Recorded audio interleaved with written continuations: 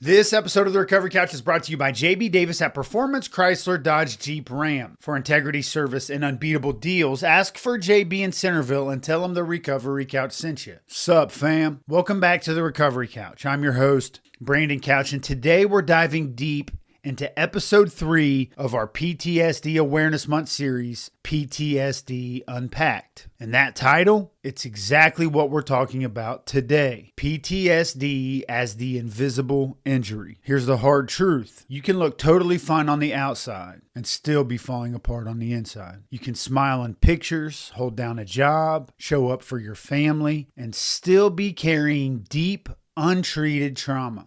PTSD isn't always loud. It isn't always obvious. And sometimes it looks like the coworker who can't handle loud noises but won't say why. The friend who pulls away without explanation. The overachiever who never stops moving. The person in church who's praising with their hands raised but avoiding all eye contact afterwards. Just because you can't see it doesn't mean it's not there. And that's what makes PTSD so misunderstood and so dangerous. Because the world tends to validate wounds it can see. If you break your leg, for instance, people bring you meals, sign your cast, and give you space to heal. But if you break emotionally or mentally, people often say, you're being dramatic, or you should be over that by now, or, but you were doing so well, and what they don't see is the emotional flashbacks, the internal chaos, the numbing, the insomnia, the shame, the hypervigilance. PTSD can make you feel like you're fighting a war no one else can see, and worse, that you're not allowed to talk about. But I want you to hear me when I say this. Just because the wound is invisible doesn't mean it's imaginary. Just because others don't understand it doesn't mean it's not real. And you don't have to prove your pain. You don't have to prove that shit to nobody. You don't have to justify your symptoms. You don't have to justify that shit to nobody. You don't have to wear your trauma on your sleeve for it to be valid.